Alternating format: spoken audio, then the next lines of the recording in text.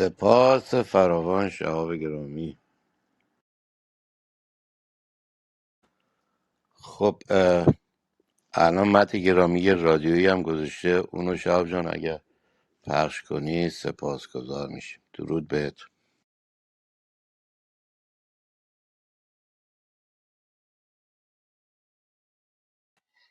البته جناب مت گرامی لینکی که گذاشتن دستشون درد نکنه.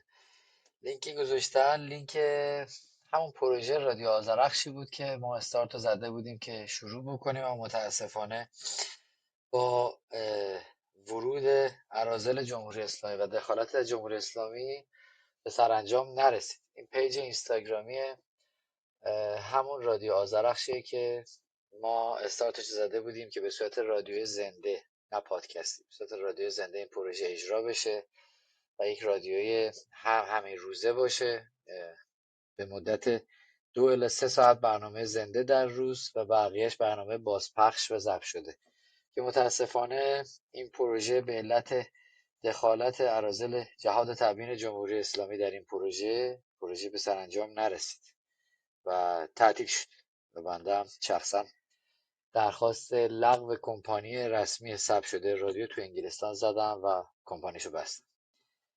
بر جناب مت خیلی لطف دارم به بنده که لینک اینستاگرامی رادیو آذرخش رو گذاشتن آنجا. امیدواریم یه روزی بشه این فرصت فراهم شه در یک محیط پاک و سالم بتونیم یه همچین کاری رو بکنیم.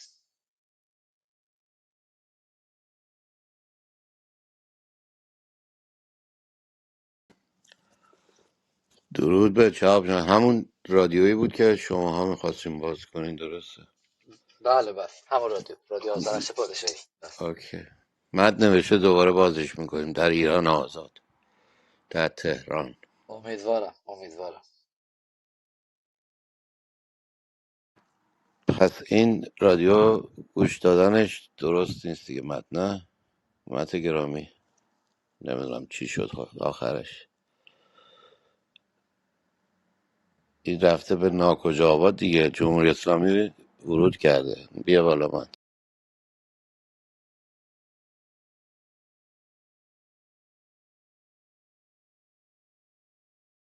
درود درود. مت گرامی. سپاسگزارم. اون لینکی که شما گفتی آریا جان پخش کردید، خیلی هم قشنگ پخش شد، صدای خوبی داشت. سپاسگزارم از لطفت شهاب جان. خواهش میکنم مت عزیز. اخبار قابل اطمینان که همچین سینه نزنه برای جمهوری اسلامی داریم. مت اون کوچه موچه و اینا، این اصلاح طلبای خجالتی نباشه، یه چیز معمولی. برای ما هم نمیخوایم سینه بزنه، ولی واسه جمهوری اسلامی هم نزنه. من اخبار الان باشه. من الان 2 روز از خونه دورم، یه مدت سرم شلوغ بود، اصلا خبرم نگاه نکردم. حالا باز الان میبینم تا صحبت میکنید دمت اپدیت گرم. میکنم. درود بهت. بذارم اون پشت دیگه.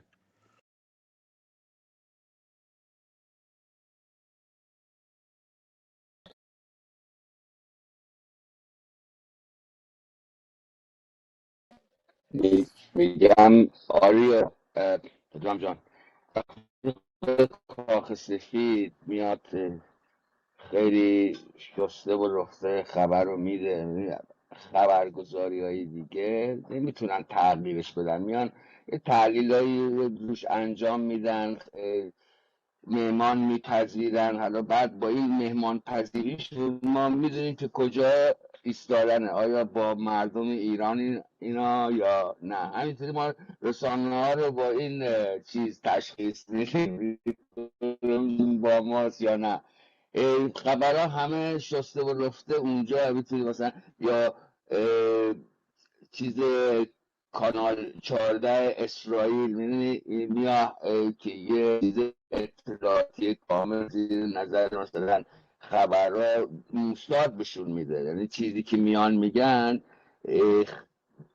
اونا واقعی هن. خبرگزاری های دیگه هم از اینا کپی میکنن ولی خیلی سانسور میکنن. مثلا این خبر این تلویزیونی که زیر نظر عربستان مثلا این کاری که میهن پرستا انجام دارن مثلا هیچ روش مانور نداد. ولی میاد یه مسئله ای که مثلا از سمت جمهوری اسلامی اومده مثلا مانور میده، در موردش صحبت میکنه، 4 تا مثلا فان بگیری که مثلا چپ داره اینا رو چیز میکنه، ساپورت میکنه، دعوت میکنه که اصلا تمام صحبتاش ضد منافع ایران و ایرانی هست. این چیزا الان ما در چه زمانی هستیم این خیلی مهمه که گول این رسانه ها، این سایبری ها که فقط بیان رعب وحشت بندازن تو دل مردم که فردا ایران فلان و بهمان میشه و این جمهوری اسلامی الان فعلا، یعنی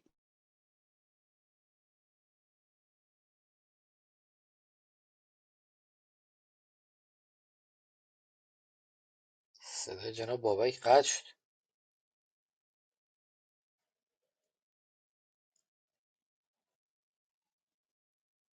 خب میخواین تا صدای جناب بابک برمیگرده، مثل که باگ دارن. سلام رفت.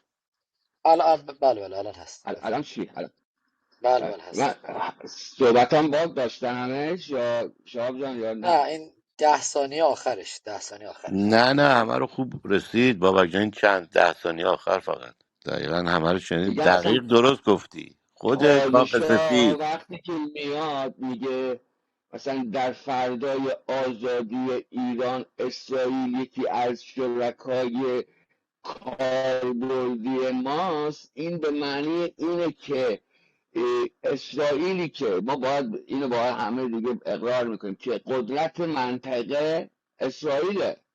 این بحثایی که مثلا از سمت پانتورکا و پانکوردا و این چیزایی که فقط تعدادی هستن که با چپ دارن ساپورت میشن، اینا که بگیم اردوغان هدشونه خودش معلوم نیست سقوط میکنه یا نه. تو دقیقه 90شه. خنده داره. اسرائیل، یعنی این صحبت ها شده که اسرائیل نقشش تجزیه ایران نیست. وقتی که پادشاه در میگه ما در فردای آزادی ایران اسرائیل اولین شریک کاربردی ماست، این کده، یعنی ما صحبت ها شده. یعنی که اصلا بحث تجزیه فقط به خاطر ترس و وحشت تو دل مردمه که حرکت که مردم رو بشونن. این کار خود جمهوری اسلامیه.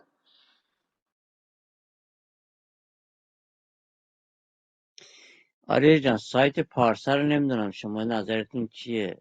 سایت پارسا 2 ساعت پیش بود، 3 ساعت پیش بوده، من الان اونو فقط تونستم پیدا کنم، بقیهش همه 15 ساعت عقب تره.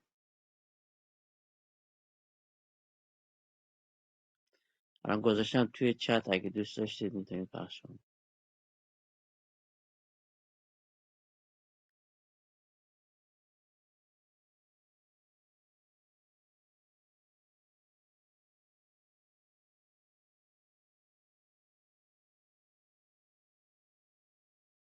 خب میخواین من جناب ممتازم تشریف آوردن، نمیدونم جناب ممتاز صحبت میکنه یا یک مطلبی رو من دوست اخبار داشتم زنده 20. اومد دیگه جناب ممتاز.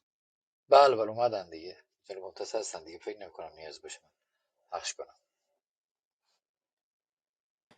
من فقط یه خبر خدمتتون بگم که بی 52 آمریکا به علاوه تعدادی جنگنده اسرائیلی به سمت عراق دارن پرواز میکنن، در مسیر عراق دیده شدن. حالا میخوان چه کار بکنن بعد ببینیم، مانور یا عملیاتی رو میخوان انجام بدن در خاک عراق. ولی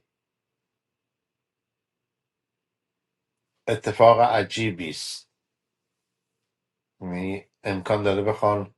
امروز هم که میدونید آمریکا چند نفتکش جمهوری اسلامی رو توقیف کرد، یعنی یک شبیخون زد و چندین نفتکش جمهوری اسلامی رو که داشتن نفت قاچاق میکردن همزمان توقیف کرد. نکته جالب این بود که این نفتکش ها با اه، روکش عراقی داشتن نفت جابجا میکردن، با پوشش عراقی که مال عراق هستن.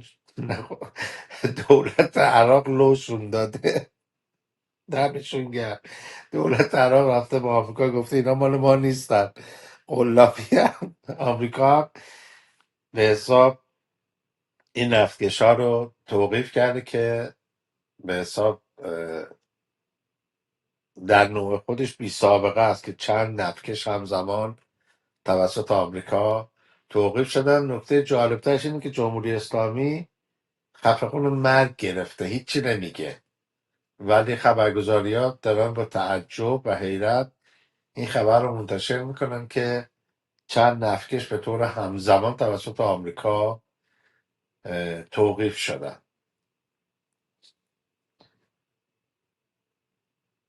در غزه همچنان در بحت و حیرت ترور دو تا فرمانده عالی رتبه حماس هستن، به خصوص اونی که در بیمارستان محلش رو اسرائیلیا فهمیدن و با سلاح پیشرفته جوری زدنش که به کسی دیگه در بیمارستان آسیب نرسیده، ولی خود اون کشته شده.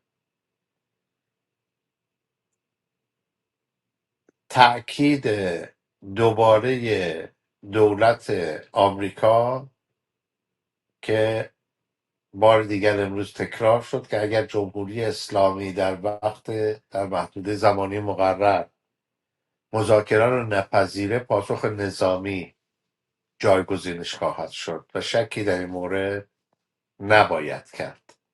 امروز یک بار دیگر در آمریکا و این موضوع تاکید شد. مذاکرات اوکراین و آمریکا به پایان رسید و مذاکرات آمریکا و روسیه در عربستان پشت درهای بسته داره انجام میشه. این مذاکرات دوستان به خاطر ارتباطش با ایران بسیار اهمیت داره، چون به نوعی دارن بدبستانی انجام میدن و این بسیار بسیار این مذاکرات دارای اهمیته. کما اینکه در دور قبلی که پوتین و پرزیدنت ترامپ با هم دیگه تلفنی صحبت کردن، پایانش به یک نکته جالبی اشاره هر دو طرف کردن که ایران به عنوان تهدیدی برای جمهوری اسلامی قابل تحمل نیست. یعنی این نکته که روسیه هنگام با آمریکا این مسئله رو مطرح کرد که ایران، که منظورشون حکومت ایران هست، به عنوان تهدید برای جمهوری اسلامی قابل تحمل نیست. نه، حالا خبرهای پراکنده بود که مرتبط با ایران داره اتفاق میفته. یه مسئله هم بگم دوستان عزیز، یک سرچ ساده بکنید، تجمع یعنی در حقیقت جشن نوروزی کردهای ارومیه رو ببینید که چه جمعیتی در این جشن شرکت کردن و جشن رو برگزار میکنن. بعد دقیق جمهوری اسلامی رو هم تعدادشون ببینید. یعنی دو تا نکته در اون جشن خیلی جالب بود. یکی جمعیت بسیار زیادی که برای جشن نوروزی، علت رم کردن جمهوری اسلامی این بوده که این جشن رو کردها در 21 ماه رمضان گرفتن. در 21 ماه رمضان این جشن رو برگزار میکنن. و دوم هم این که ببینید آتش رو اونجا کردها چجوری برافروختن. آتش رو بر یک سکو برافروختن.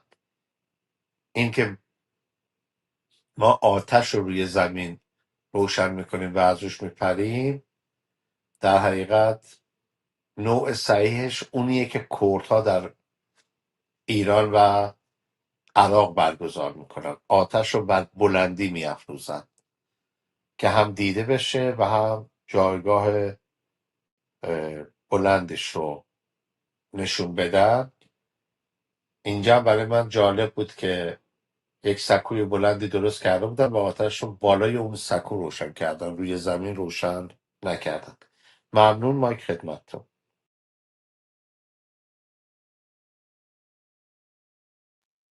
من یک مطلبی از آقای فرشید منافی راجع به مشکلات معیشتی از آقایون آقازاده ها فرمانده سپاه بذارم و بعد 20 دقیقه فایلی که آقای مت فرستادن از تصویر پارسه، اگه همگی موافق باشن. شهاب جان، مثل اینکه 8 کشور اروپایی ترکا همه دارن تظاهرات میکنن. من الان ویدیوهاشو دیدم. 8 کشور اروپا، بخاطر اینکه ایتالیا و شهردار، فرانسه. آره شهردار ترکیه تایید شد که نامزد انتخاباتی بشه رقیب اردوغان و الان یه بلبشوی تو ترکیه هستش. من پیگیر اخبارش هستم، یعنی، چون شهاب انداختن جان الان صحبت یه محبوب لینکی دارم. گذاشتم، پادشاه کشور صحبت میکنن. این اخبار خودمون رو بیشتر دنبال کنیم، خب اون بیرون هم یه اتفاقاتی میفته، ولی بیشتر تمرکز کنیم ما کلاه خودمون رو حفظ کنیم. اردوغان میفته نمیفته، اونوری میره میاد، اینا رو حالا نگاه میکنه آدم، ولی تمرکزمون رو کشور خودمون باشه بیشتر. یه اتفاقاتی هم بیرون داره میفته، بذار بیفته، به نفع ما تموم شد. فباها کف میزنیم، سود میزنیم. حالا اینو اگه پخش کنی سپاسگزارت میشم. شب اوکی، این 1 ساعت و 22 دقیقه است. من قبلش یه 2 دقیقه و 40 ثانیه صحبت فرشید منافی بر روی درباره معیشت آقازاده و فرمانده سپاه و بعدش من اینو پخش میکنم.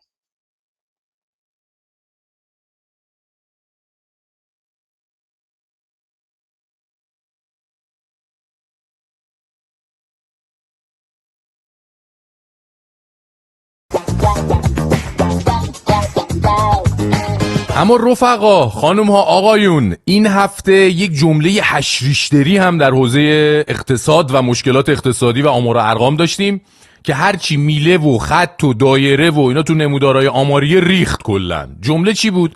جمله از امام جمعه تبریزه. گفته که با توجه به آمار با توجه به آمار دقت کنید، بیشتر مردم مشکل اقتصادی نداشته و فقط عده‌ای با مشکلات معیشتی مواجه هستن. حرف بیخودی روی شکم هم نمیزنن لامصبا، مثلا نمیاد بگه خودم دیدم یا مثلا چه کارمندای ستاد نماز جمعه اومدن بهم خبر دادن. صاف میره سراغ عدد و رقم و آمار دیگه. حالا توی آماری که دست امام جمعه تبریزه اومده که بیشتر مردم مشکل اقتصادی ندارن دیگه. اگه شما مشکل اقتصادی دارید احتمالاً جزو اون اقلیت کم درآمد و بی پول و فقیرید. حالا بعد یکی بره از این حاجی سوال کنه ببینه اصلا تعریفش از مشکل اقتصادی چیه، چون همین امسالی که داره تموم هم میشه حداقل حقوق ماهیانه کارگران توی نظام مقدس حدود 10 میلیون تومان بوده. یعنی الان خیلی از کارگرها هستن که همین حقوق 10 میلیون تومانی رو میگیرن. خب تعریف این عزیزان از مشکل اقتصادی با تعریف مثلا ژنهای خوب مسئولان، آقازاده های دراز و کوتاهشون توفیر داره دیگه. مثلا برای کارگر خریدن گوشت گوسفندی کیلویی 900,000 تومان، نمیم 1 میلیون تومان مشکل اقتصادی حساب میشه، ولی برای ژنهای خوب و نوبر جمهوری اسلامی کم بودن پول تو جیبیشون برای خریدن ویلا نمیدونم تو اسپانیا مشکل اقتصادی محسوب میشه. بعد ببینیم کدوم یکی از اینا مشکل اقتصادی واقعیه، کدومش کیکه. البته با توجه به آماری که دست امام جمعه تبریزه گفتم دیگه، مشکل اقتصادی که جنای خوب و فرماندهای سپاه و نماینده و وزیر وزرا دارن مشکلات واقعی اقتصادی هن که خوشبختانه کم هم هستن، و اون مشکلات معیشتی کارگرها و کارمندا و معلم‌ها و پرستارا و بازنشسته و اینا مشکل اقتصادی نیست که. اونا دارن قر میزنن، صحنه آرایی میکنن که مشکل اقتصادی دارن. وگرنه اگه مشکل اقتصادشون واقعی بود خب توی آمار میومد دیگه. چرا تو آماری که دست این حاج آقا بوده چرا آمار نیومده؟ آمار که دروغ نمیگه که. والا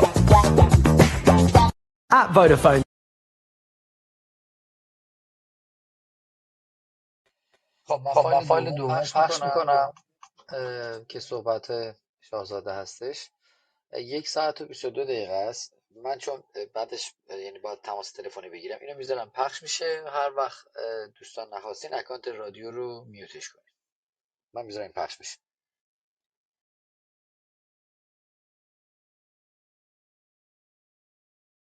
Intimidating the world by taking hostages, threatening the existence of a country by trying to wage nuclear war against them, and all of that, and you still think that the solution is to negotiate with them? Seriously? Welcome to the Iran Breakdown. I'm your host, Mark Dubowitz. There's a truth we'll come back to again and again on the show. The Iranian people are extraordinary. Whether in Tehran or Los Angeles, Berlin or Toronto, Iranians are known for their brilliance, their resilience, and drive. But here's the tragedy. Only Iranians living outside the Islamic Republic are free to thrive and prosper. Inside Iran, under the grip of this brutal regime, that potential is crushed. But it wasn't always this way. Just a few decades ago, Iran was a very different place. Women walked the streets in high fashion. Tehran's vibrant nightlife rivaled Paris. And yes, Iran's vineyards produced world-renowned wines that you could enjoy in the open.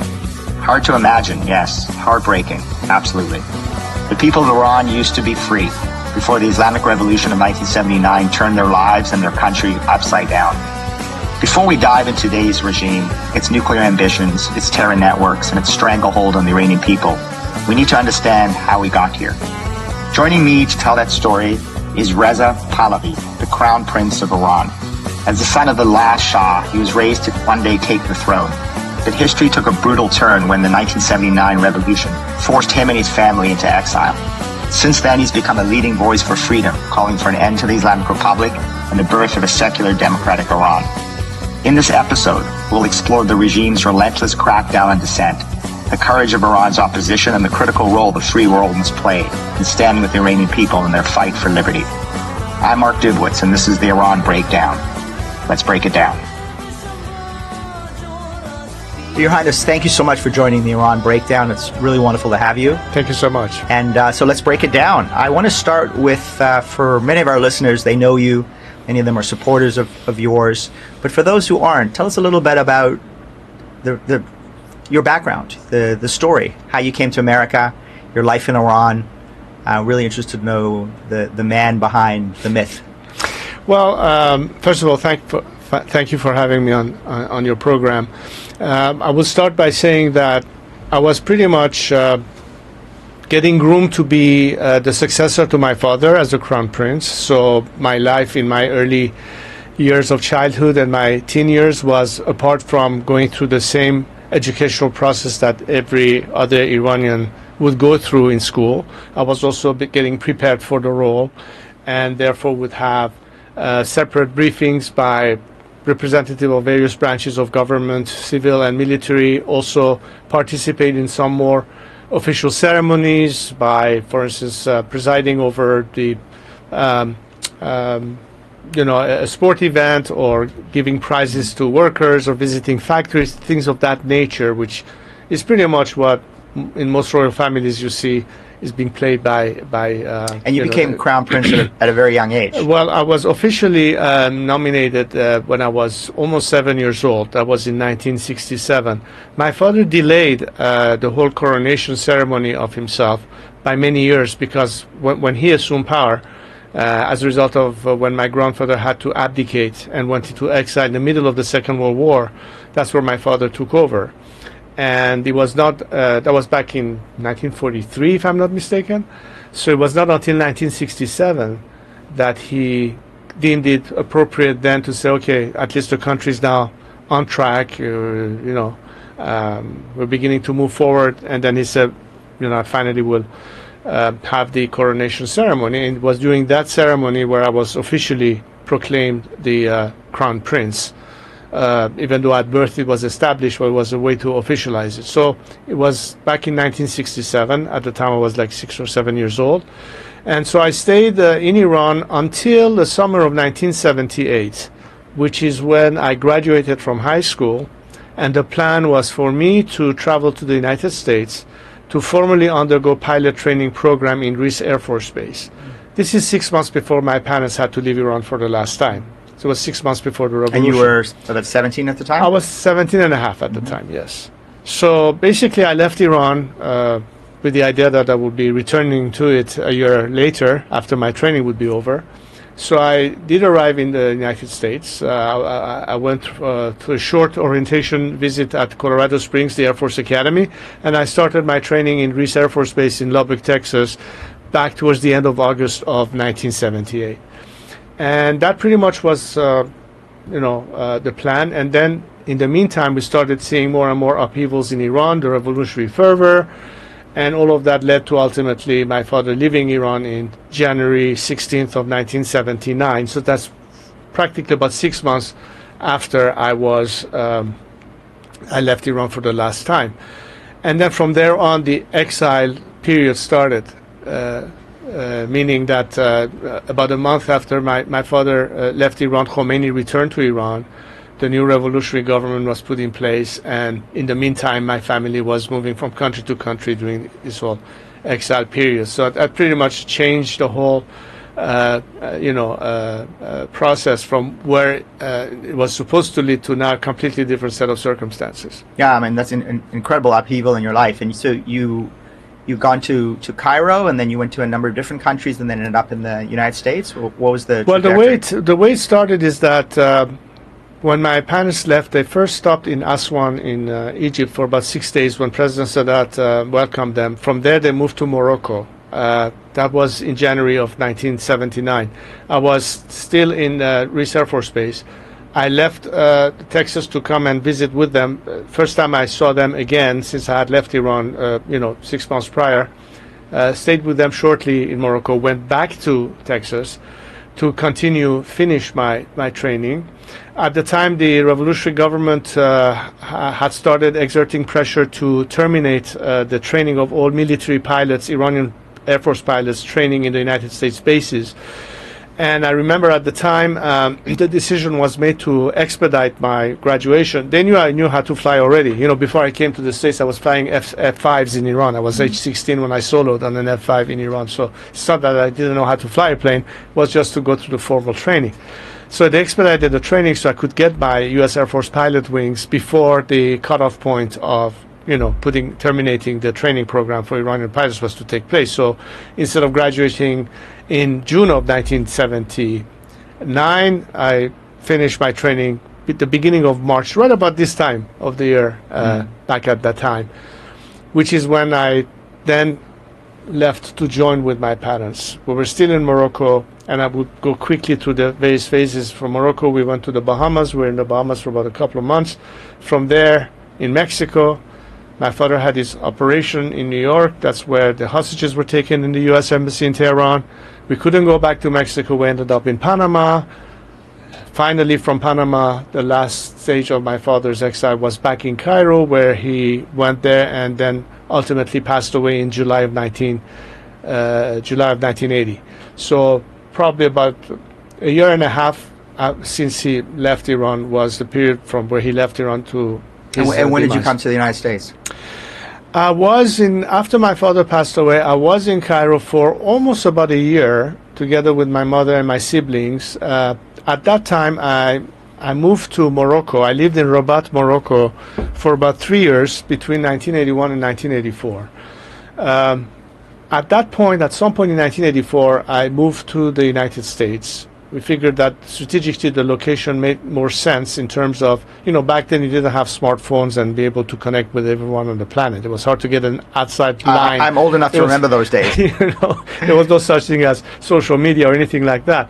And so, the west coast of the United States, the east coast of the United States was somewhere between Europe and the Iranian diaspora in Europe, the east coast diaspora, and of course the west coast diaspora. It was kind of a logical move, and also from a security standpoint, it made much more sense for me to be in the States, which was more protected than the situation in Europe, where it was far less secure.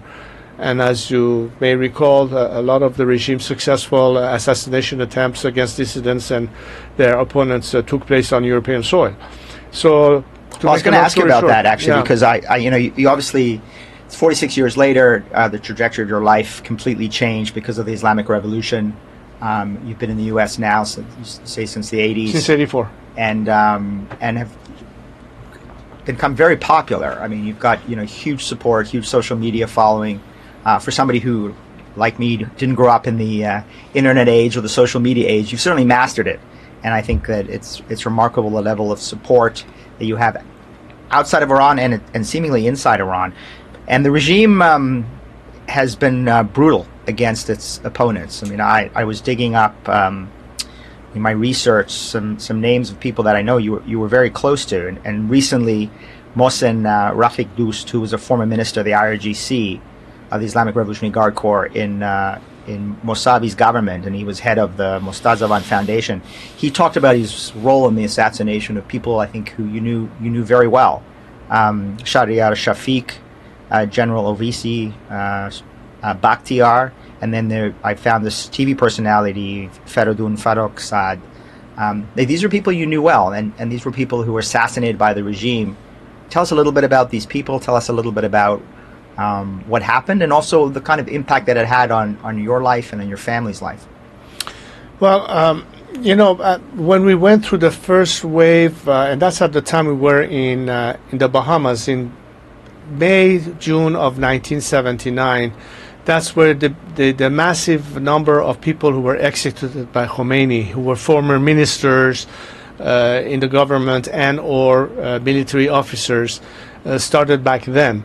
But beyond the executions, we came to a phase of assassination of opponents to the regime or dissidents. One of the first victims was, as you referred to, my late cousin Shahryar Shafiq, who was not because he was a member of my family, but he was probably one of the most popular young officers in the Iranian Navy, very much revered and adored by his supporters. He came out of Iran. He had to escape the country, obviously, being a member of the family, and he came to Paris. And it was not long after he arrived in Paris that he was assassinated by the regime. So obviously, it was somebody who could have played a very significant role vis-a-vis, the forces that were still loyal to my father or in the military, and obviously he had to be eliminated by the regime. Same thing in the case of General Ovesi, who was one of the most prominent senior generals in the Iranian military. Also quite revered among his peers, and General Ovesi, together with another member of the Iranian armed forces, General Ariana, who at the time were two of our prominent military officers now in exile, were trying to organize, whatever they need to do in opposition to the regime. He was taken out as well. Shapur Bakhtiar, who was my father's last nominated prime minister, who obviously was very much opposed to the regime, both the Marxist forces and the Islamists at the time, and was, as a nationalist, always professing his ideas. I was working quite closely with him when the Iranian opposition was beginning to first form and assemble itself in Paris. It was, of course, himself, and there was also Dr. Ali Amini, who was also former Iranian prime minister, but Bakhtiar was also assassinated by the regime. And where was he killed? He was actually killed in his own home in Paris. It was an inside job of some form, or at least infiltration, as far as we know. And of course, the personality that you mentioned, Feridun Farokh Saad, the interesting story about Farokh Saad is that Farokh Saad himself was of leftist background. In fact, at some point, I think he was a member of the Tudeh party, or at least had sympathy to the Tudeh party, which was the Iranian party. Communist Party. Right. And not that he was necessarily a revolutionary, but he had sympathies to the left. He was one of the first people to openly say, how wrong they were in their visions. He pretty much denounced that opinion, was very nationalist, very supportive to the cause. He was a big supporter of myself from the very beginning, and he was quite a well-known figure, and he also did not escape the wrath of the regime. Anybody who would stand against the regime from the very beginning would be subject to assassination. Other people were also lost. There are people who work with a former education minister of ours, Dr. Ganji, and his organization. We had Qasemlu, who was the leader of a Kurdish party, was assassinated in Mykonos, which was a nightclub in Germany, and so on and so forth. If I'm not mistaken, there were 66 successful assassinations by the regime on European soil of Iranian dissidents in the early 80s. Yeah. So on the Iran breakdown, we're going to do a future episode on Iranian regime assassination campaigns around the world.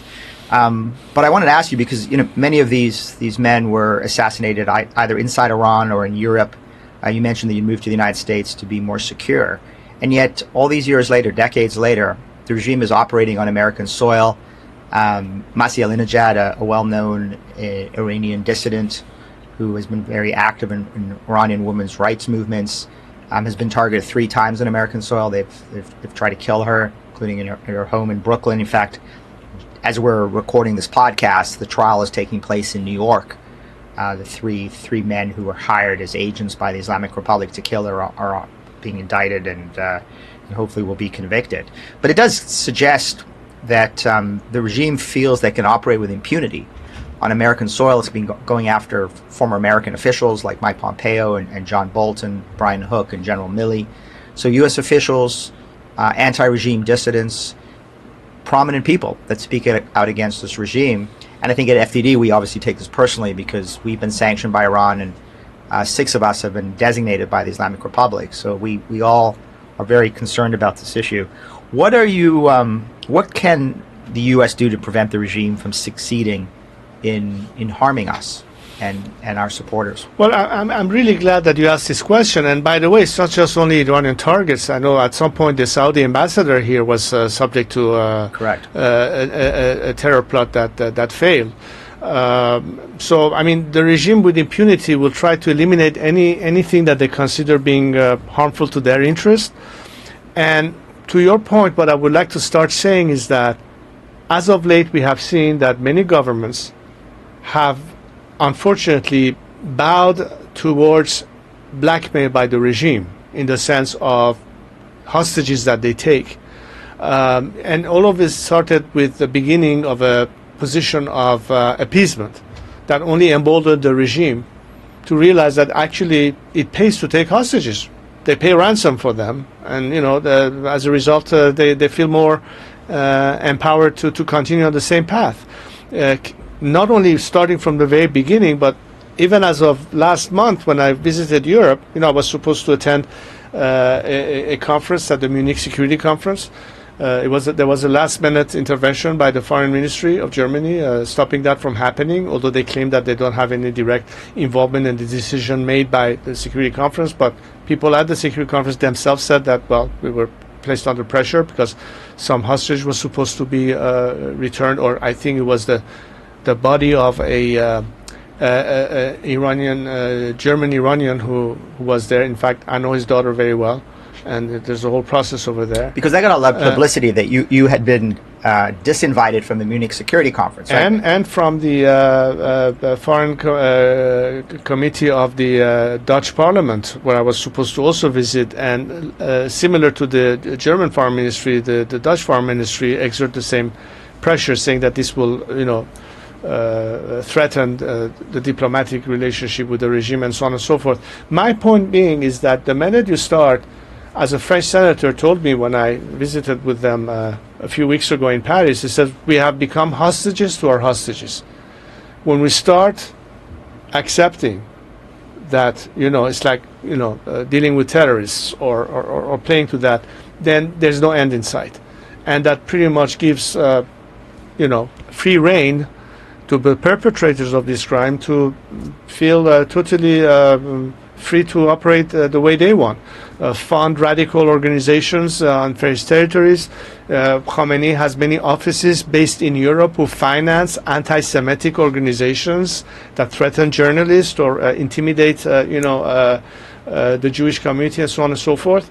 We've seen the case of how much funding came from Iran indirectly to universities in this country as a result of October 7th and the entire Hamas elements and so on and so forth. I think a lot of it has to do with the laissez-faire attitude that led us to where we are today. And the only language that the regime has proven to respond to has been strength. Let me give you a tacit graphic. Perhaps you have seen it already. This is something that Nufti has provided, as you know, it's one organization that we work together with that provide this kind of data. When you take the number of assassinations that the regime has conducted in Iran itself, between the Obama administration and the Biden administration, during President Trump's first term, it was literally half, if not more than half, of the amount that we are back to today. In direct response to the amount of pressure that they felt on themselves as opposed to none. When you have a regime that was on its way down in terms of the first campaign of President Trump in terms of maximum pressure, all of a sudden the Biden administration decides that we have to counter that. We have to go back to the route of practically appeasement. That led to the non-enforcing of the oil sanctions, which allowed Iran to sell over $200 billion worth of oil to the Chinese, a revenue that they should not have had access to, which did not go towards building schools or hospitals in Iran or paying the salaries of factory workers or what have you.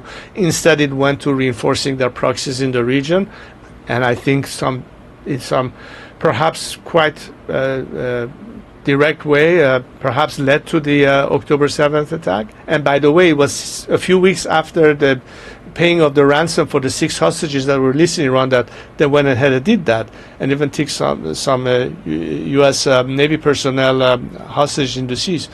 This sort of behavior has only emboldened the regime to take this action. So when you ask me, are we safe in terms of this regime feeling free to do whatever it wants on foreign soil? As long as this attitude remains, we can only expect to see more of the same.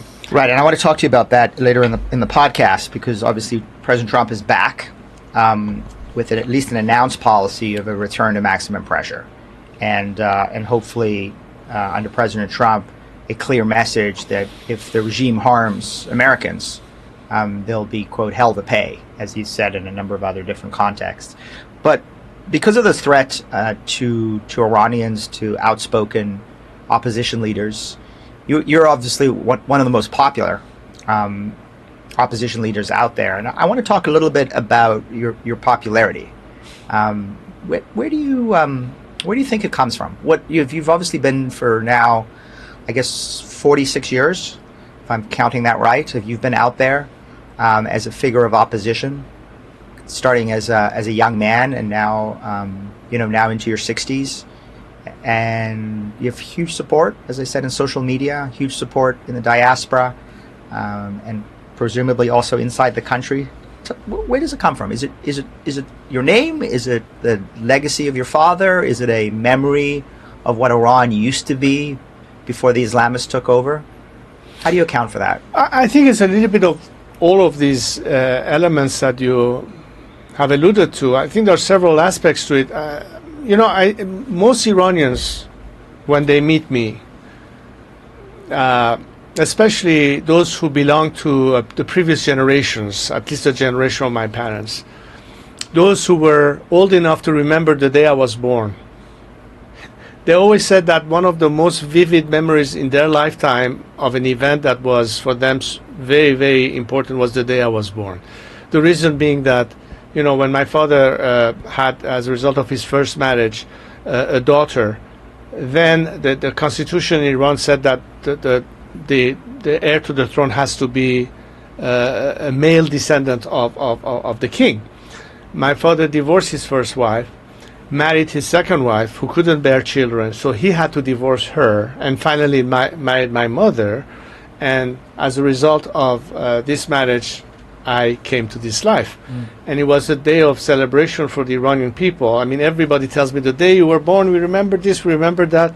So I'm glad I could contribute to some joy in your family. But I was literally the adopted son for millions of Iranians, and they always looked at me as if I were their son, certainly before the revolution. And then we went into the period of the revolution, and in the passage of 40 years, there is one element that could be nostalgia of the past and what they associated the family name to what was brought to Iran in terms of modernity.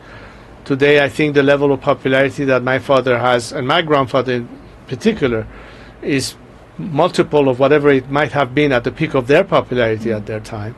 You know, there's not a day that people don't chant the slogan Reza Shah Ruhat Shad, which means my grandfather, may your soul rest in peace. And that's, of course, in remembrance, but also in defiance of the regime. When you look at the end of every soccer match in Iran, most of them you hear that chant being chanted by the Iranian people.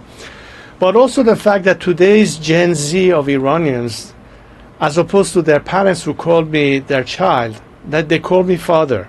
So, you know, the 7-year-old of the day of the coronation to the 64-year-old that they now look almost like a father figure, it's a story of a lifetime. It's a story of 44 years of at least my life since I've been outside of Iran, but including the life where I grew up to this position. And my own track record, right, and what I've done and the positions I've taken and my vision, and they buy into my vision. They see that I speak what is inherently their ultimate aspiration. So it's not just nostalgia, it's not just name. I think a lot has to also to do with my track record. And one thing that I would be proud to say that defines me, and I think most people, including my worst enemies, will not argue against, is that what I've been saying for the past 40 years has always remained one and the same. I have never wavered from my core principles. I've always stayed committed to it. And I think this is something rather rare when you see people changing their tune depending on the circumstances. I've always stood the course, and I said one day, hopefully, they will catch up to the vision that I have had for my country. And I'm glad that today, the trust that they have in me, the reverence they have vis-a-vis me, is something that tells me that I haven't wasted 44 years of my life, that it was worth something, and it is still going to be an element that could make a huge difference by the role I intend to play to liberate Iran from this mess and, you know, usher in this transition that I've been talking about as part of my general program. I want to talk about that because so you've been very clear and as you say, very consistent about your role in a transition from the Islamic Republic to a free Iran and to an Iranian democracy. Some of your supporters have thought of you as a sort of playing the role of a constitutional monarch. Some supporters have thought of you as playing the role of an absolute monarch, sort of a Reza Shah II. How do you see your role, and what do you say to supporters and critics out there about your vision of your role in a new Iran?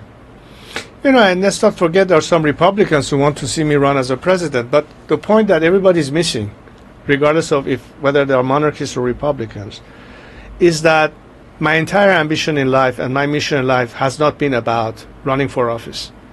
My dedication has been to make sure that Iran ultimately ends up with a secular democratic system as an alternative to this clerical dictatorship.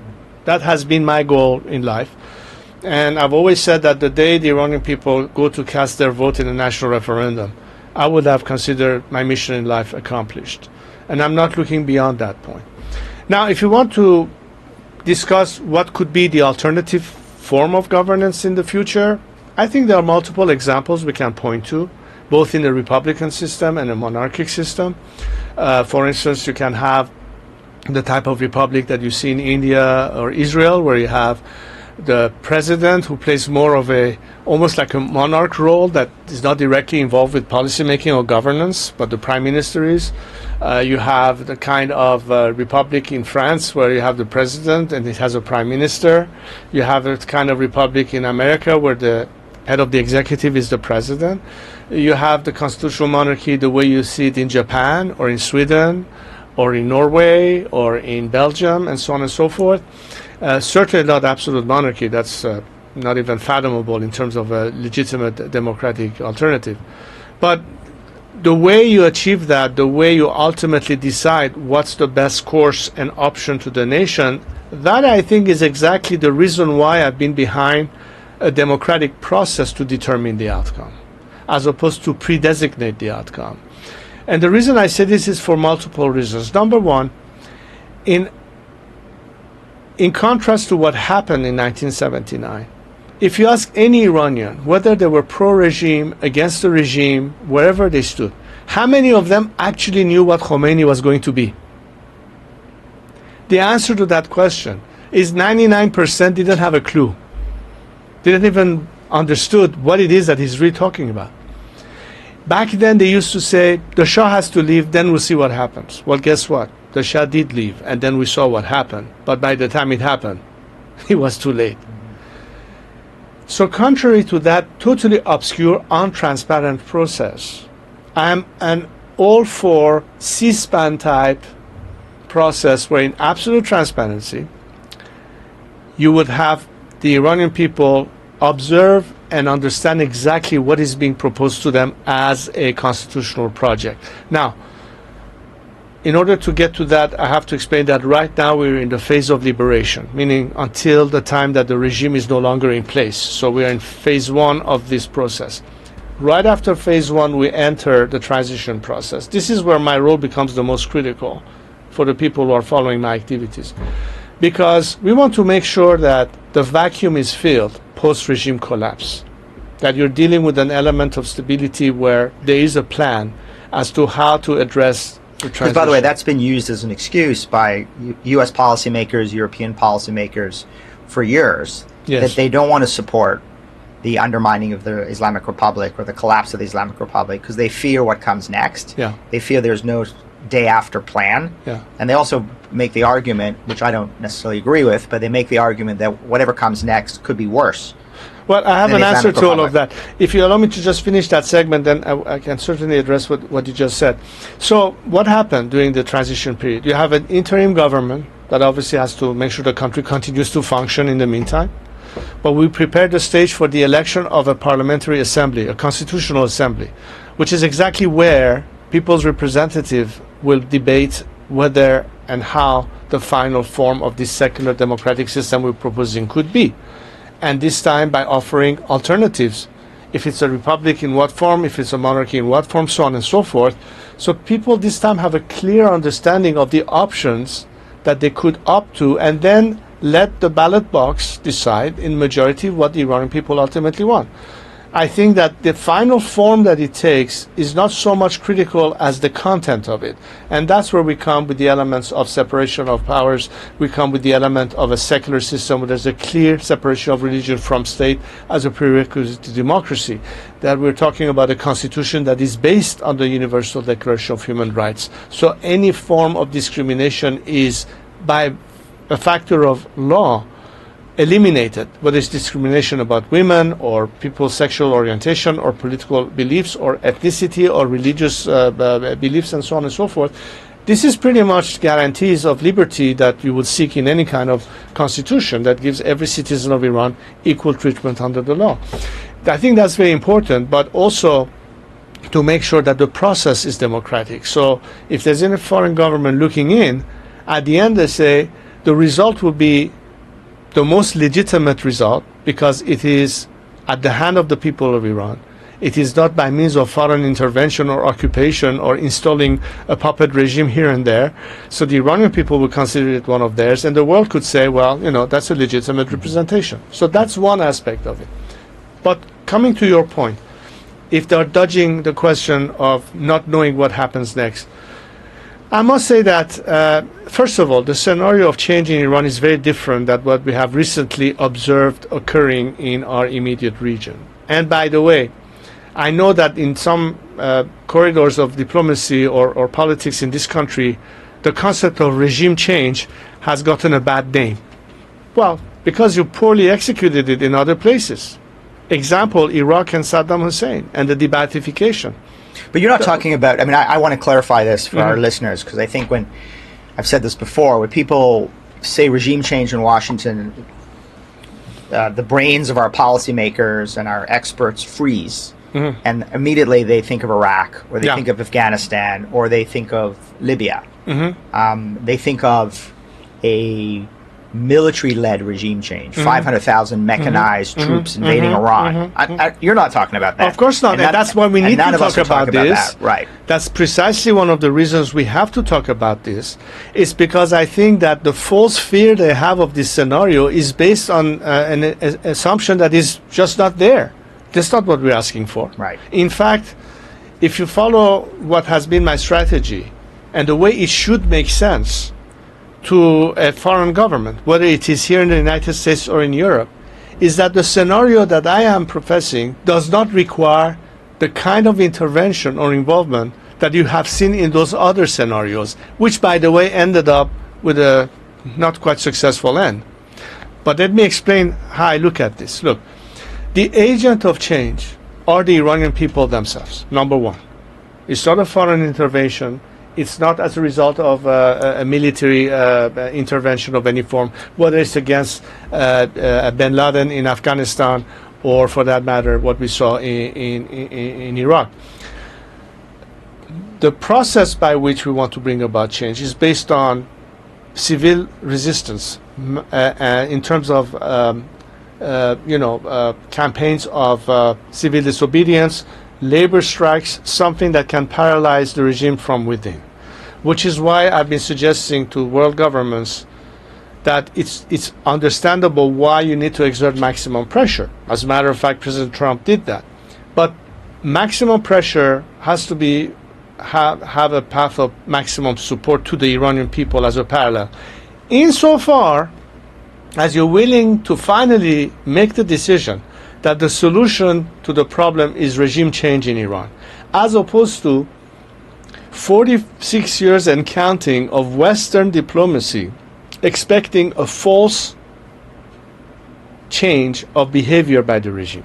The whole premise was wrong from to begin with. Right. We had the carrot and the stick approach. And you think, the Iranian people, I think you would agree, also recognize that. I mean, there was a time where there was a belief that Iranian, quote, reformists could reform the Islamic Republic.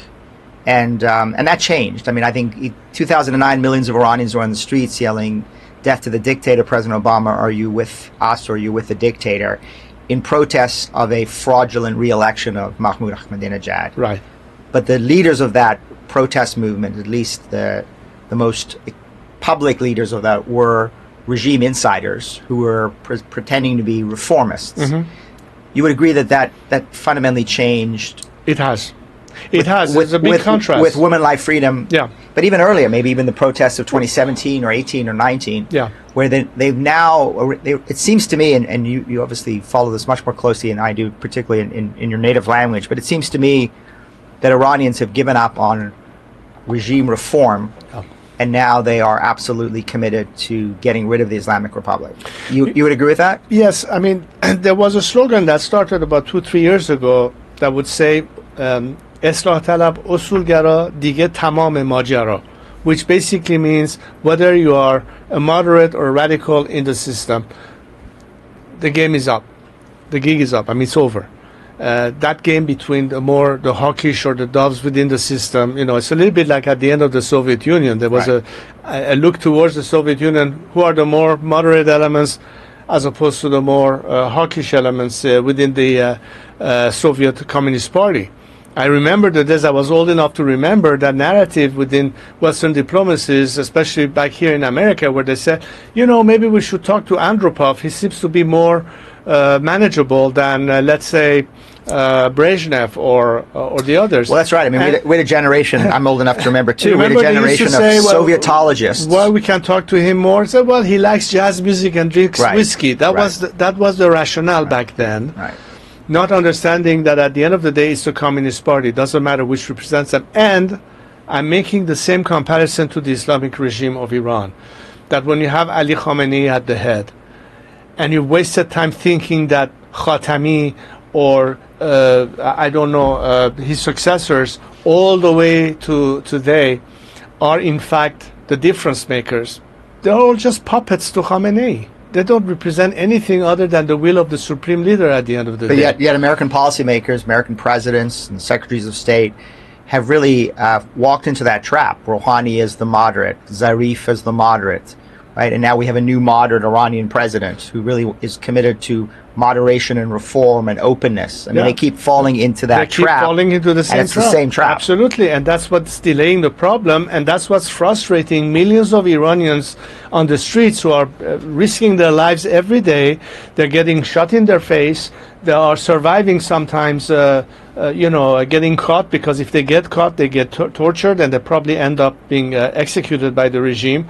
And they keep saying to the outside world, for instance, chanting slogans like "Duruq migan Amrikas, dushman ma haminjas," which means they lie to us when they say it's America. Our enemy is right here.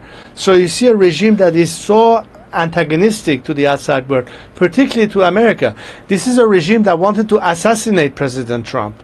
Whether the Iranian people are standing there in demonstration asking for their liberty with the Israeli flag along the Iranian national flag against the narrative of a regime that simply want to wipe off Israel from the face of the map. Yeah. That's the contrast. And as long as you have politicians, including today's administration in the United States, thinking that they can reason or come to terms or make a deal with this regime and its representative, especially when they have no legitimacy left whatsoever and they do not represent the Iranian people, my friend, this is adding insult to injury. This is a slap in the face of millions of Iranians who have the very same values that are cherished by American citizens, by French citizens, by anybody living in the outside free democratic world. So I think you know that at FGD we absolutely agree with you. But I would say this: it's been heartbreaking for me, and I'm sure it's been much more heartbreaking for you, given the trajectory of your life.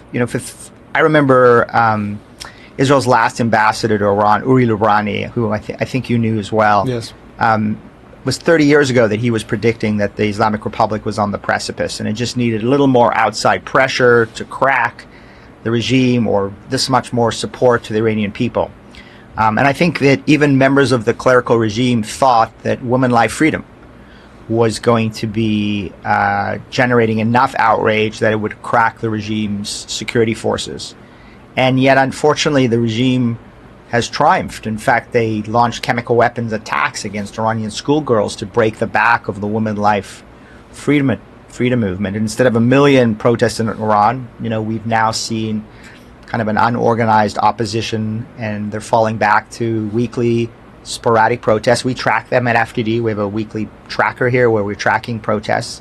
They exist, but it's dozens of protests. It's not hundreds or thousands of protests, and it's hundreds of people, not millions of people. I guess the question I have to you, after seeing these protests erupting since 2009, and yet the regime continuing to win, how do you see the regime's string of victories ending? Mm. Well, first of all, if you want to have a realistic viewpoint, we have to understand that when you're fighting such totalitarian, dictatorial, repressive regimes, there are always ebbs and flows. When I was in Geneva a few weeks ago for the Human Rights Conference, and I had the opportunity to visit with some of the representative of different countries as dissidents, from Venezuela, from Cuba, from Hong Kong, from other places. We all realize, being in the same boat, of how many ebbs and flows we have to face. Moments where we are closer to success, sometimes it backfires. I must say, unfortunately, the policy of the Biden administration delayed the process. The regime was on its heels, and they got a second lease on life as a result of all that appeasement approach. So there is a direct correlation, but how much outside pressure is exerted with the survival of these kind of regimes. And by the way, let's not go too far. We have successful models that proves that with direct support, many campaigns that did not include any kind of foreign military intervention put an end to unwanted regimes. The end of the Soviet Union did not come with a single bullet fired by a Western soldier or tank or aircraft. Well, certainly not against Soviet troops. Certainly not against Soviet troops. Right. When the Red Army did not stop Boris Yeltsin when he was standing in front of the Duma, they ultimately ushered in the end of the Soviet Union, and Gorbachev had to sue for glasnost and perestroika, but also because there were two strong leaders at the time that put the ultimate pressure on the Soviet system, Ronald Reagan and Margaret Thatcher. Let's not forget that. So strong leadership in the free world does matter. Oh yeah, no, I have to say this is a model that we talk about all the time at FDD.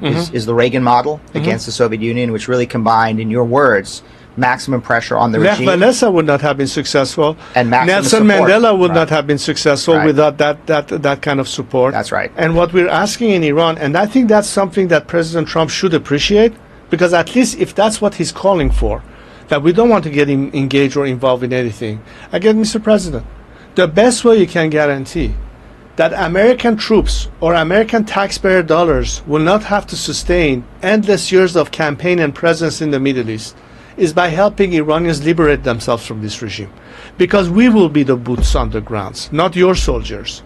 We can repurpose frozen Iranian assets that belong to the Iranian people in the first place to finance the kind of campaigns we need to put pressure on the regime from within, without a single American tax dollar being paid. I'm a U.S. taxpayer, by the way. I don't want my money to be spent on those kind of elements either.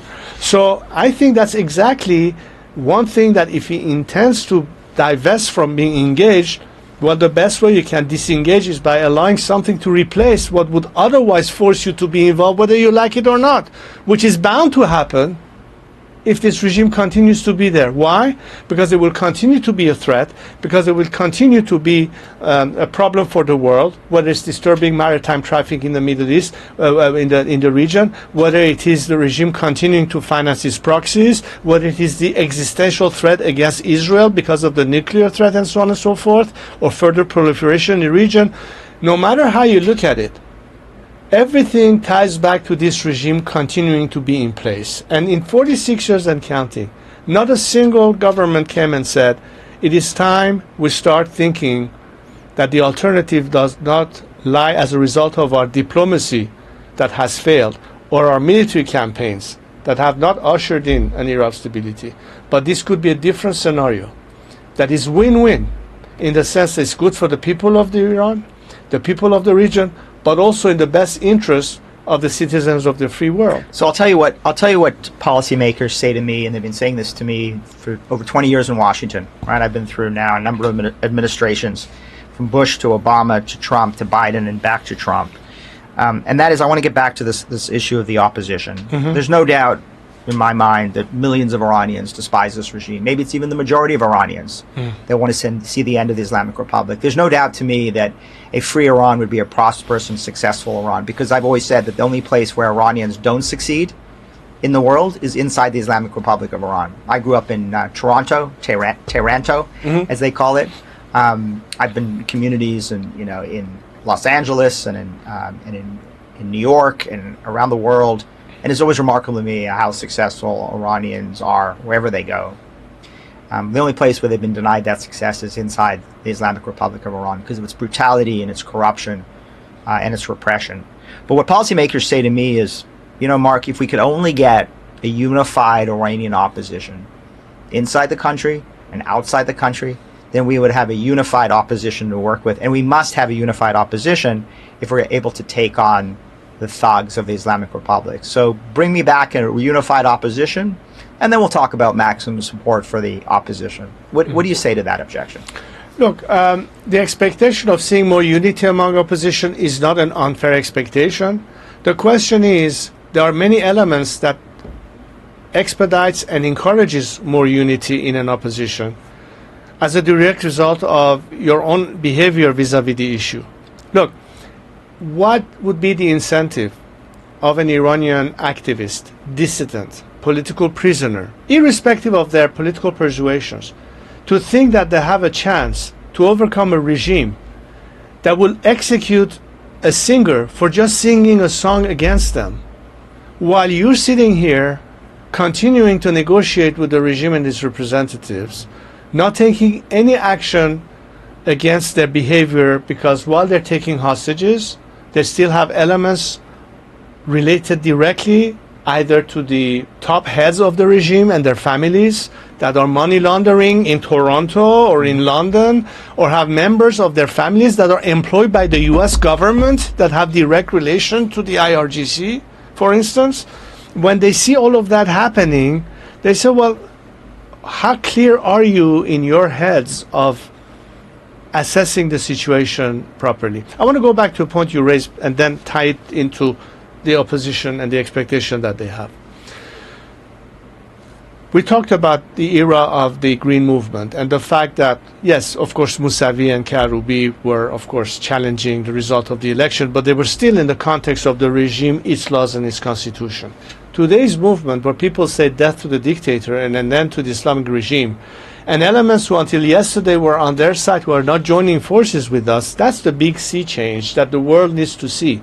When somebody like Mehdi Nasiri, who was a right-hand person to Ali Khamenei, he was the editor-in-chief of Kayhan newspaper, the equivalent of Pravda in the Soviet Union, who today says we have to work with Reza Pahlavi to usher in an era of change beyond this regime. It's meaning that we're beginning to peel away from the regime and converge with us. Those of us who from the very beginning were secular Democrats vis-a-vis this regime, and former reformists who now are disillusioned and want to join with us. And this is a phenomenon that's happening inside, not in Los Angeles, not in Toronto, not here in Washington, but in Iran itself. Well, that's a huge change. It is a huge change. I think people don't recognize that, again, there are millions of Iranians who despise the regime. There's no doubt, I would say, that there are also hundreds of thousands, if not maybe a few million young men who are Islamists who are willing to go to the streets and kill their fellow Iranians to defend the regime. But what you're pointing out, which I think is really important and is not discussed enough, is there are persuadables inside the regime. There are people who once supported the Islamic Republic who are now recognizing there is no future for an Iran with the Islamic Republic. Exactly. And those people and that's why they see that we need to work. Out. Exactly. And look, many who were the worst enemies of my father want to work with me today towards that solution. And you know what? I've been calling for a coalition of the willing. And I want to simplify one question, if I may. I believe that in this world we have two categories of people in general, whether they're Iranian Americans or others. The first category are people I would qualify as being part of the problem. They're not willing to change. They're hell-bent on their own radical ideas. They're not willing to compromise. They're not willing to abandon or admit when they were wrong in some judgment before. So they continue to be part of the problem. And my friend, I don't waste a minute of my time on them. The second category of people are people who want to be part of the solution. And they are willing to change their ideas. They're willing to adapt to the new circumstances. They're willing to see that now we need to be able to do this. And in my judgment book, I think that the people I want to be able to work with are people who are today committed to a solution that is the best interest of the Iranian people, irrespective of where they stood yesterday. That's the basis of the coalition I want to create and propose. So as long as you understand that the demeanor and the mindset of those who can be part of this diverse coalition of the willing and able, and they are diversified in opinions. There are representatives of the left, of the center, of the right. There are Republicans, there are monarchists. But the issue for us is to achieve the ultimate goal of democratization in Iran on three key fundamental elements. Iran's territorial integrity, which is very important to us. The issue of human rights as a matter of principle and values and systems and laws. And of course, secular democracy, which means a clear separation of religious from governments. I think on that you will discover that the majority of Iranian democratic forces agree on this. There are some groups that we cannot work with. I'll be very honest. We cannot work with the MEK. We cannot work with separatists. And the reason is very simple. Because either they are inherently non-democratic or they go against the grain of challenging or threatening Iran's territorial integrity. I'll be very honest with you. I cannot work with these two groups. But I can work with every other groups, including those who were at some point revolutionaries of yesteryear, but today agree that they were in the wrong path and we need to now regather forces for a better future. So that also goes to the spirit of my view of national reconciliation towards a better future. Maximizing defections from this regime to minimize the resistance against the Iranian people for that change and guarantee that the transition will be as smooth and as least costly to the nation. But I need to have that element of foreign support in this. So that's where I come back and tell those contrarians or naysayers or people who might be worried that are we yet again not sure as what the outcome would be. The devil that we know is better than the devil that we don't, which I think is a big excuse. I said, look among yourselves. Look how many people, just by looking at the Iranian diaspora. You made an allusion to it when living in Toronto. How many successful Iranians who are doctors, who are entrepreneurs, who are CEOs of this and that company, who run the world as we speak, including here in America? How much potential exists between them being the link between once freed Iran with a country like America? I think President Trump will understand that, at the end of the day, it's good for business as well. When you have entrepreneurs, including one of his people, Elon Musk, who could have a Tesla plant in Baluchistan, for instance. Or we have people from Uber, from eBay, from all of these big Iranian entrepreneurs from Silicon Valley and elsewhere who can commit billions of dollars of investment to rebuild Iran in the future. And this is not just limited to America, mind you.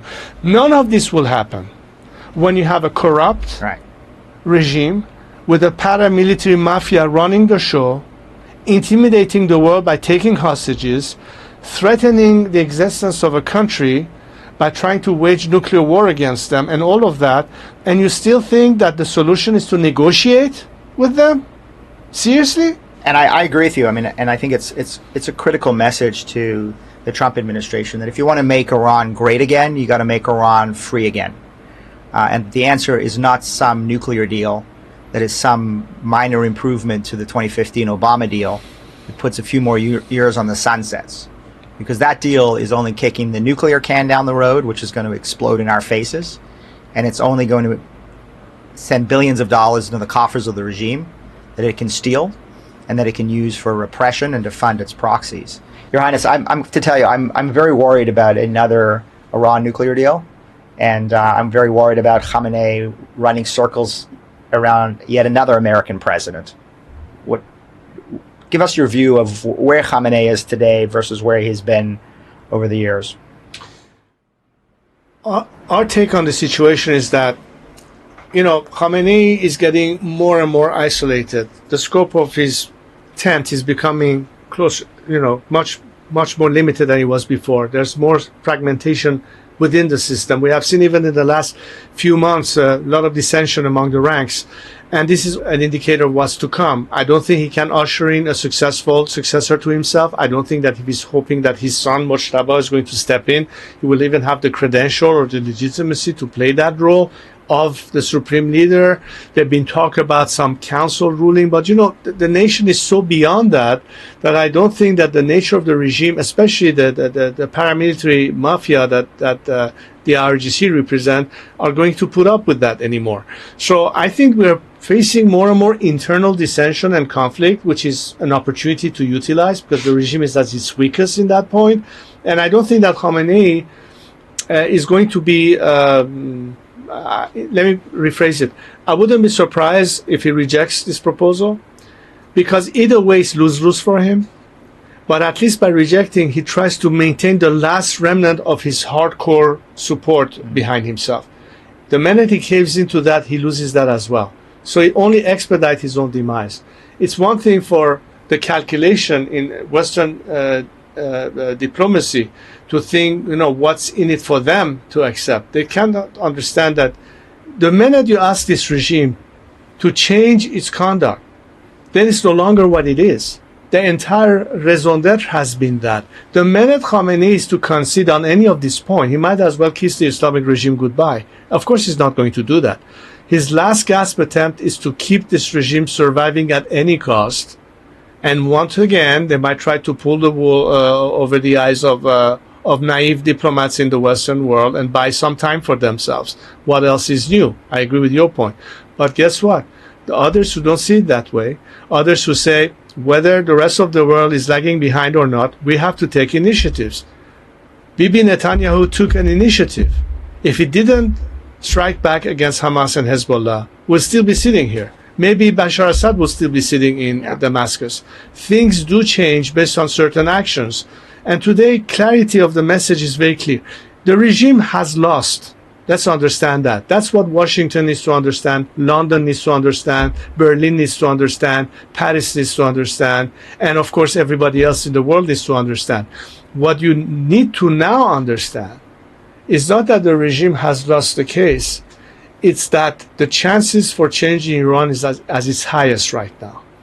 But we can give certainty to guarantee a better future by being clear on the alternative. Look, my strategy is to encourage maximum defection, so we smooth the process of change by including the majority of those who don't have their hands soiled in the blood of the Iranian people survive regime change. Complete different process of de-Baathification in So that's, Iraq, by the way, a great strategy. It's maximum pressure on the regime, maximum support for the Iranian people, and maximum defection for those inside the regime who understand that their future is tied to a free Iran, not an Islamist Iran. And that they have a role to play to maintain stability and order.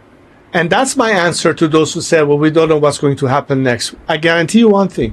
If you start dragging your feet yet again, you're only guaranteeing escalation of conflict and a different reality in the world. On the other hand, if you help Iran liberate itself, not only you immediately eliminate most of the problem associated with the regime at once, but you make sure that we can have a very soon to be reached stable future. Because now the people who are out there dealing with you are willing to work with you, have the same values and principles that you are professing, and we can work in absolute partnership to remedy the problems of our region, which are numerous. Water shortages, economic situation, anything that stand in waiting depending on how long this regime survives. So I think it's this only way to look at it as a win-win proposition. As I said, I'm doing my part together with my fellow Iranians. I hope we will find some partners in that who are willing to join in on this mission that could liberate the entire world. We can have a different world as a result very soon, depending on how fast we are willing to act now. But you've mentioned a couple times Israel, and I actually met you for the first time in Israel, in Tel Aviv. And I remember thinking, wow, it is remarkable that that you were there. And tell us a little bit about your decision to go. I mean, it was quite a brave decision. I would imagine it was quite a controversial decision within the broader Iranian community, though I think you're exactly right. I mean, I've been struck by the fact that really sometimes the only people that are at rallies after October 7th with Jewish Americans or Jewish Canadians or Jewish Europeans against Hamas and against Hezbollah and against the Islamic Republic of Iran are Iranians, are Muslim Iranians who are at the same rally. And so it seems to me that at the personal level, there's a really deep connection between Jewish Americans and Iranian Americans, between Israelis and Iranians. Do you get that sense as well? And was that sort of one of the reasons you wanted to go and really connect with the Israelis in the way that you seem to have done? Yeah, of course. And, what made it even more imperative was the fact that within the last 4 or 5 years, we have seen hundreds of thousands of Iranians, although many of them were denied access, but at least tried to get there, to gather by Cyrus the Great's tomb in Persepolis as a symbol of Iran's heritage, culture, tradition, civilization, identity. And among them would be people representing different faiths and ethnicities. And they celebrated that Iranianness, anything that this regime from the get-go was against, anything that had to do with Iran, the celebration of our history, of our culture, an anti-Iranian regime, in essence, started there. And when you start thinking of Cyrus the Great, you cannot help but to remember that 25 centuries ago, when he liberated the slaves in Babylon, helped them rebuild their temple in Jerusalem. We're talking about the uniqueness of the relationship of two nations that no other country in the world can claim to have that kind of a biblical relationship. Iran and the Jews, and later on when the State of Israel were created. It is unique to the world. I don't think there's any parallel that you can name except for these two. And one of the reasons I wanted to go to Israel was beyond the obvious taboo breaking of the issue, was to point that today Iranians who celebrate their traditions and their history and their civilization, we as Iranians have no hatred or animosity towards other faiths or other cultures or nationalities. And what could be more symbolic than to show that unlike this regime who hates the Jews, who promotes anti-Semitism, that actually wants to wipe up a country off the face of the earth, that we Iranians, unlike them, are certainly looking at Israel as an extremely important partner and strategic partner in the region. We don't have any animosity towards our Arab neighbors. We want to, in fact, be the country that helps seal what was the spirit of the Abraham Accords, which of course was welcomed by the Israeli counterparts in the Arab world, only to be sabotaged by the regime, which obviously felt threatened by that. But the reason I wanted to go there, and I said it at a press conference in Tel Aviv, I think it was, that I hope that one day we can elevate the Abraham Accords to the Cyrus Accords. Whereas Iran, a different Iran, would be the element that will seal the deal permanently, that will ultimately allow for actual stability and freedom to exist, which will ultimately be conducive to eliminating all the proxies that the regime has had, all the elements that have been preventing from true peace to happen, and ultimately even the dual state solution, and for the Palestinians to have a real chance to have finally their independent state. None of this can happen under this regime being in place. That has been the delaying factor. And Iranians want to be part of that equation. They want to prove the world that we, unlike this regime, are the agent of peace. We want to be part of those who want to be the peacemakers, as opposed to a regime that has been practically representing the warmongers. And the narrative is already there. The story is already there for all to see. And that's why it's important for the world to understand that if we want to avoid conflict, if we want to avoid escalation, today we have an opportunity, a window of time that is not going to remain open forever.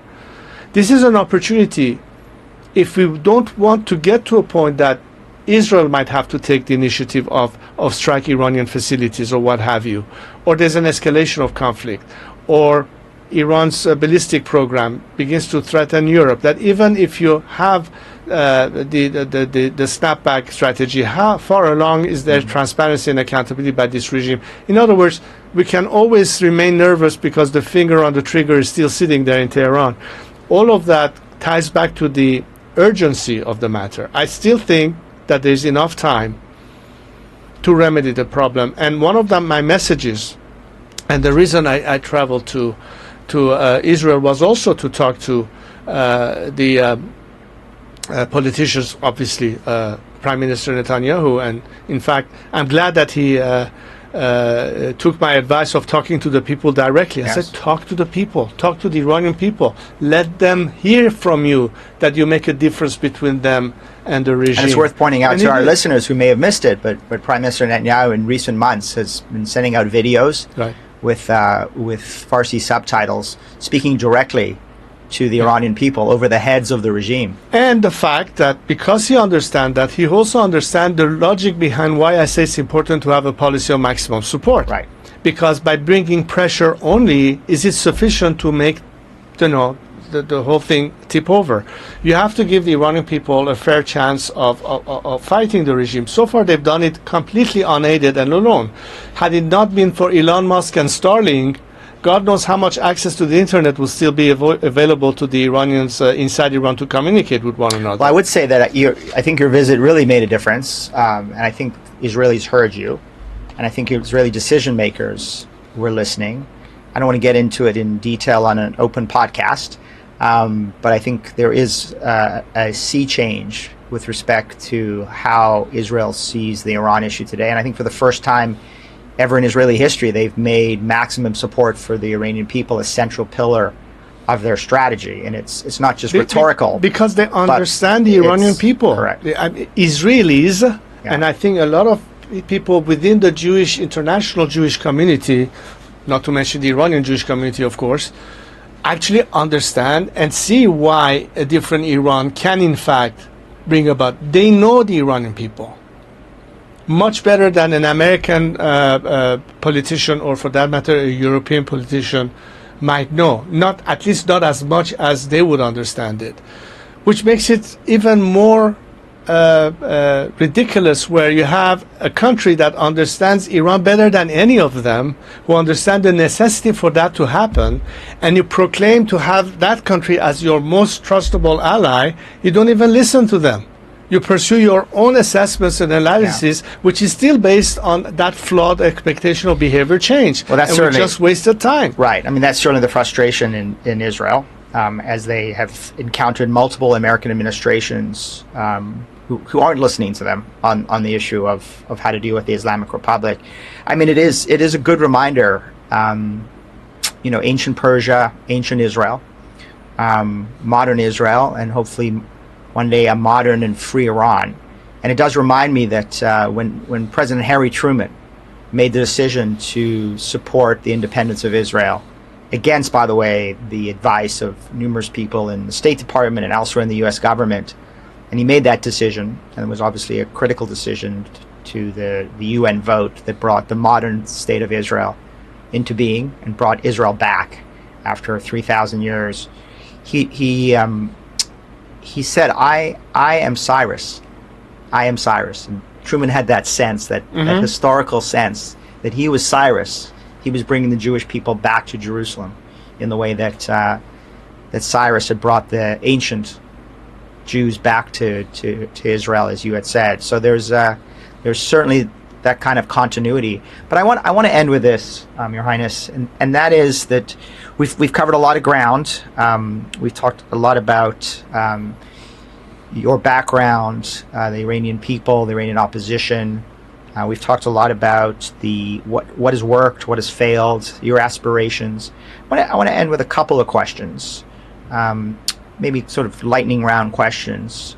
First is, when you think about Iran today, I've heard you say that Iran in the 1950s and 60s and 70s was on a trajectory to be South Korea, but ended up as North Korea, or not the people, but the regime. When you think about the Iran of the future, a free Iran, what country do you have as a model? Is it a South Korea? Is it a America? Is it a UK constitutional monarchy? I mean, aspirationally, when you think of Iran, what is the model in your mind?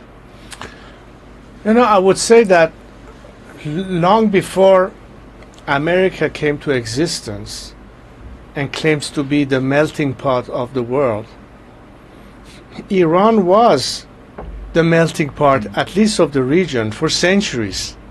We had a country that was represented by various ethnicities and religious communities that lived side by side in peace in a nation state for centuries. If you look at the Middle East, half of the countries that you see on the map today did not even exist before the end of the Ottoman Empire. Many of them were manufactured artificially by some European diplomat at the end of the First World War. When you look at Iran and the fact that it goes back centuries of civilization and tradition, a country that survived multiple invasions, whether it was the Mongols, the Turks, the Arabs, and what have you, and we are still standing as a nation without losing our identity and culture, that's a very strong statement to make. So your answer really, I think I'm gleaning from this, is your answer is modern Iran should look in many ways like ancient Iran. What I'm saying is that in the 21st century, where we are seeing a world where how do you serve the best interests of your respective citizens, when you start looking at issues differently than the optic you might have had before. If MBS today, with his ambitions for Saudi Arabia, is distancing himself from the old school traditional point of view and the religious elements of the Wahhabists and the Salafists and what have you. And we had the same problem in Iran, and Khomeini created that problem as a clerics that resisted all the advance of Iran into modernity and emancipation of women and everything that there was the resistance against that, as the Islamists were at the time. And of course, again, against the free world, when you had the Marxist elements that were stopping that, all of that happened and put Iran on the wrong trajectory. But the Iranian people are gathering themselves again, having gone through that sad, tragic episode of having to deal with the Islamic Republic. But you know what? We're better for it. Why? Because if we were trying to make people in Iran understand why it is that a secular system is so vital, where separation of religious from state is so vital, They've just seen the alternative. they have seen now the alternative. Yeah. And that only puts us in much better shape than we were in the 50s, 60s, and 70s to achieve that. Because I think that part of a country's ability to manage itself, it's a learning curve. In other words, it's not just enough to bring in a text and say this is the new law or the Constitution. America started with the Declaration of Independence, which led, of course, to the Constitution and the Bill of Rights. But in between, you had the Civil War, you had many other issues, you had the movement of protest, and Martin Luther King, all the way until where America is today, right? Despite the fact that you had the laws and all that, but there has to be also a culture of tolerance. There has to be also a culture of acceptance, of diversity, and respecting that. This is a learning curve that a text by itself cannot guarantee. We have gone through that. The reason I have optimism and faith about my fellow Iranians is that I think that the best prepared to not only usher in that era, but belong to it and be directly responsible in preserving that, because they have paid such a high price to appreciate the importance of it. And that's why they're still fighting. And that's what gives me hope. But what I hope the world also understands is that the best way to guarantee your interest is to know what horse you're betting on. If President Trump wants to be a peacemaker, then he has to stop negotiating with warmongers. The peacemakers are not the regime and its representatives. You're wasting your time, even if you have to do it for good form. But I'm sure he doesn't realistically believe that this regime would even come clean. I know there are people in this administration who understand more than ever where Iran is. At least the first time I see somebody at the helm of the State Department who, since the revolution, has the better understanding of Iran than any of his predecessors, and that's Marco Rubio, and I've met him and I know how he thinks. This is very important, because if we have a misread on what's happening there, once again we're missing the boat. I'm glad that today the viewpoint in Israel is much closer to our viewpoint, because they understand what can happen. I hope that this administration catches up to that reality as well and see, let's guarantee are not having to get engaged by eliminating the problem once and for all. I hope the European governments will also have a reset in their policies, because if they keep dragging their feet, they will have more problem with immigration, which has a direct play into the way politics is changing in those countries, the energy dependence and the blackmail coming from Moscow every time the winter hits. A different Iran could provide all of those requirements. It's only win-win. But for God's sakes, let's not waste time. So let's end with this. Your favorite book on Iran. I know there's a number of our listeners who want to learn more about Iran. They're going to learn, obviously, quite a bit through this 10-part series. But if there's one book you could recommend, it doesn't have to be about politics. It could be poetry, history, culture, literature. What book should they read to give them a real insight into your country? I think to be absolutely on par with the sentiments of the nation today. And again, I think the most vivid element and aspect that we have seen in recent years is this renewal of an Iranian identity renaissance of some kind.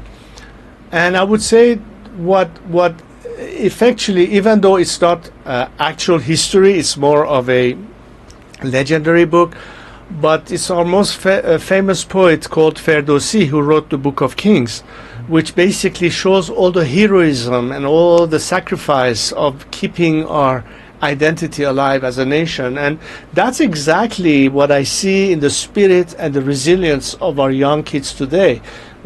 When I was in Munich a couple of weeks ago and working together with this new coalition that we are forming among Iranian opposition groups, that is also part of my activities, and talking to diaspora, I had a chance to visit with some of the recent victims ever since the massive protests, and the kids who were shot in the eye, and all of those guys. And when I was asking them, well, what keeps you guys going? How do you? I want to hear it from yourselves. How do you look at it?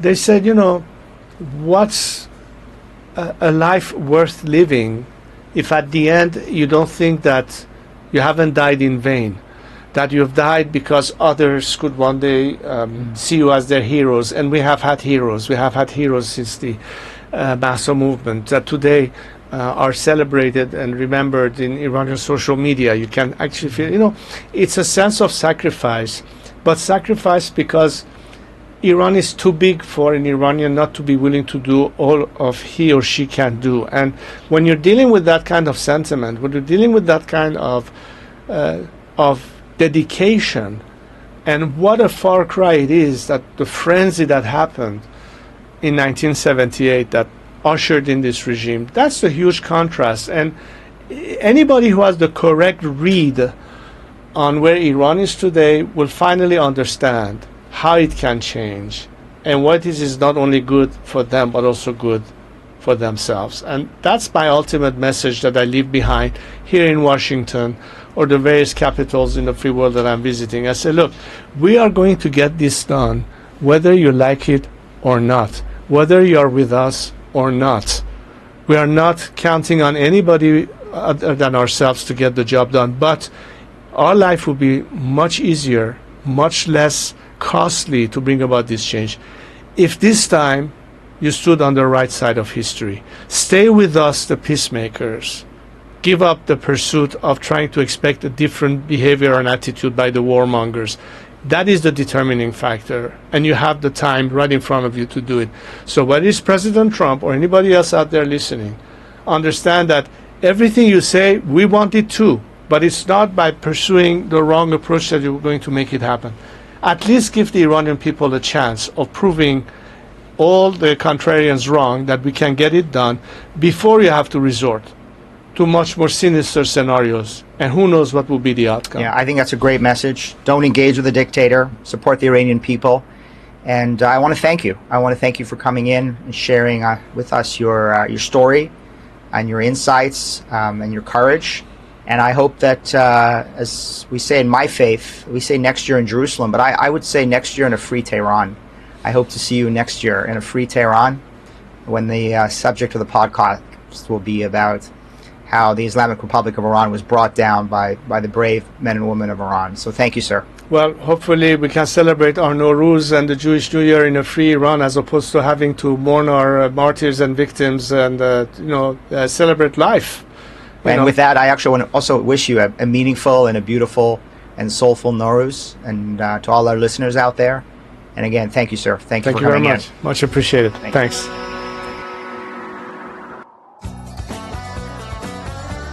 A huge thank you to Crown Prince Reza Pahlavi for sharing this powerful story, for reminding us exactly what's at stake in the fight against the Islamic Republic. He made one thing clear: the Iranian people are the key to Iran's future. But they're not alone. Leadership from the free world matters. It can inspire, empower, and help tip the scales toward freedom. As we heard today, that leadership must be bold, principled, and unwavering. We'll dive deeper into what that means and how we get there throughout this series. I'm Mark Dubois. This has been the Iran Breakdown. Thanks for listening, and I'll see you next time when we break it down again.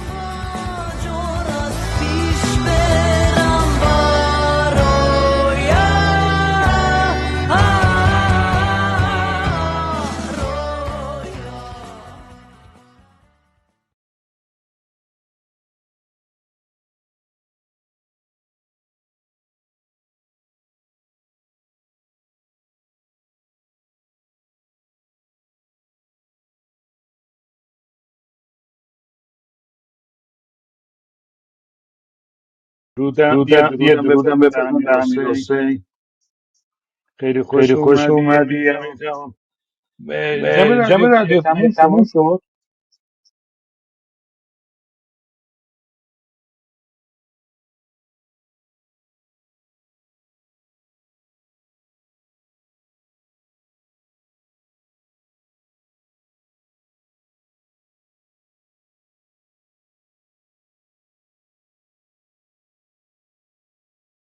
من مایکشون رو بستم چون معلوم بود تموم شده. امیر جان چطوری آقا، میتونی صحبت کنی؟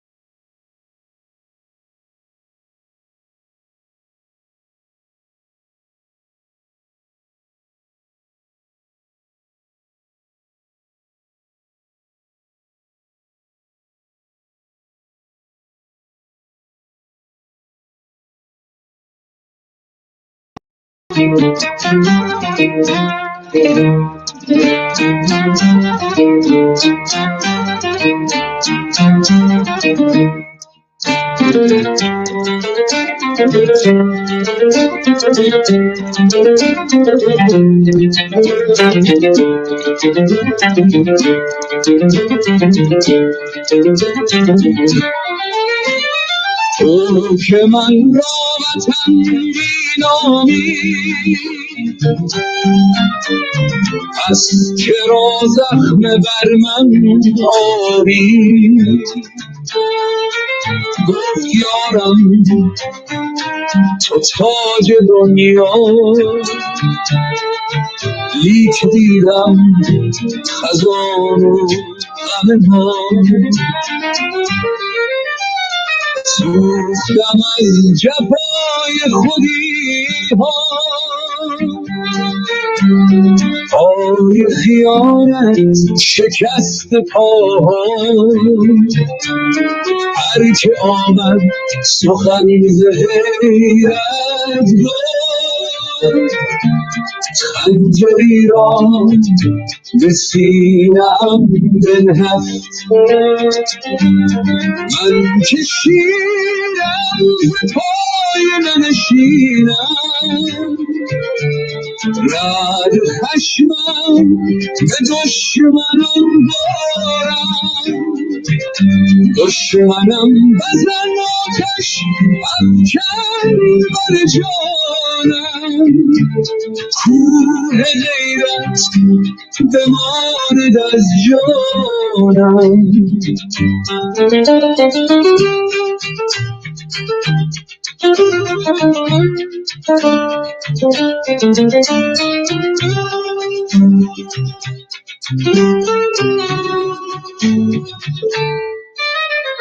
خاکم اما هنوز پا برجاست، بر سرم گر هزار توفان خواست.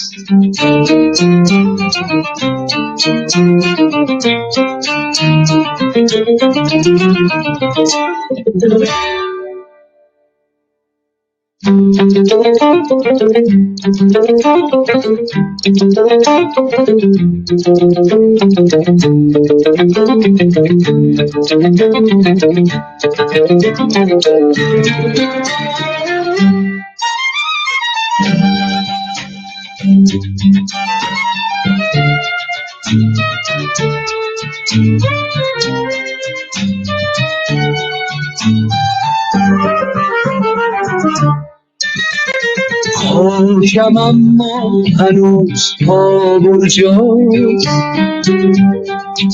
بر سرم گر هزار توفان خواست.